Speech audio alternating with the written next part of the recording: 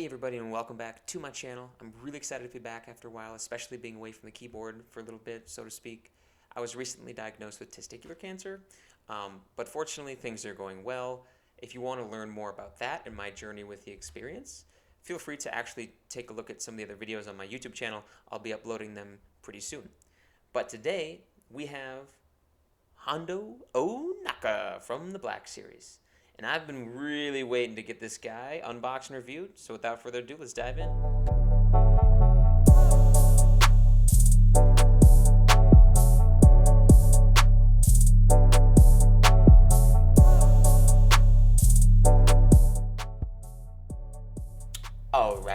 Alright. We got Hondo Ohnaka here in his nice maroon colored trench coat, looking fuego flame.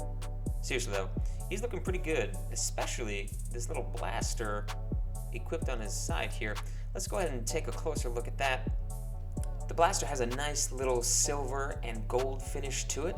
It's quite metallic, and I actually really appreciate the level of sheen that it has. It makes the whole blaster look like it's actually made out of metal. I assure you it is not made out of metal, it is made out of plastic. But I do just want you to really appreciate the level of detail that they put into his blaster. That's impressive. I may be a little out of line with what I'm about to say, but I would venture that his blaster is probably the best blaster I've seen from the Black series line, period.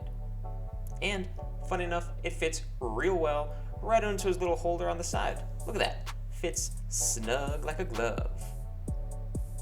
Alright, now that we've gone through his blaster, let's take a closer look at Hondo's face. So, right off the bat, it's a pretty solid facial sculpt.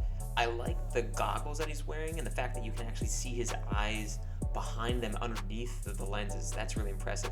I will say, it kind of looks like dude just like covered his face in a bunch of jello. There's this like weird vinyl material on his face and it's just kind of throwing me off. But looking at the rest of his head, it looks pretty accurate. I mean, it has those sort of like alien little dreadlocks that you'll see there. They're pretty stiff, but they do have a little bit of flexibility with them.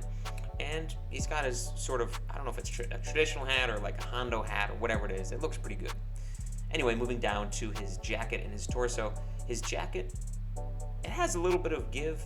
I like the fact that it's fairly rigid though, because it just gives him a nice sense of presence, honestly. And if anyone's gonna make their presence known, we all know is Hondo. Anyway, his hands, they're actually pretty well sized and fitted for his blaster, as you'll see with the poses later on. They actually hold the blaster quite well. Taking a little peek here at the belt underneath his trench coat that holds the blaster, it fits seamlessly with the rest of the actual figure. I'm really impressed. Looking a little bit more carefully at the back of Hondo, you can see some finer details here.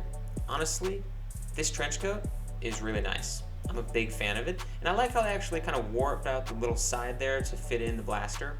Kind of peeking underneath it, his little butt, you know, Hondo's little tush looks alright, as does the rest of the figure, legs and all. So far, I'm thoroughly impressed. Moving on to articulation, starting with his head, he does have pretty good movement with his head, despite the presence of these kind of stiff dreadlocks. I would say the most limited space would be the yes-no movements for his head.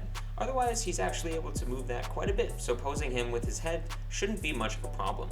As for his shoulders, they are a little bit stiff, but fortunately, the shoulders do raise up to 90 degrees. You can bend his elbows, as you would expect, to about 90 degrees, actually a little bit more, which is pretty nice. His wrists swivel 100% all the way around the wrist. He's got a little bit of hip limitation, but I think some of that is from the trench coat.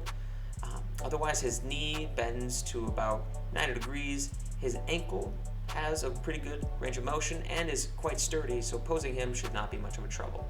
Anyway, we're going to go ahead and move on to final remarks. My overall impression for Hondo Ohnaka from the Black series is you should certainly buy it if you can. This guy, he looks great. He's extremely accurate to the character from the series.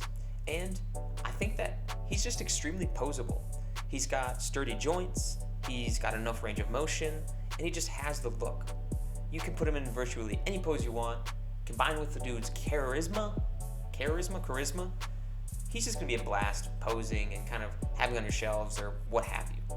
Seriously, I know that the Target floor stores have been kind of flooded with Galaxy's Edge, but don't pass up on an opportunity to get this guy, especially if it's a fair price.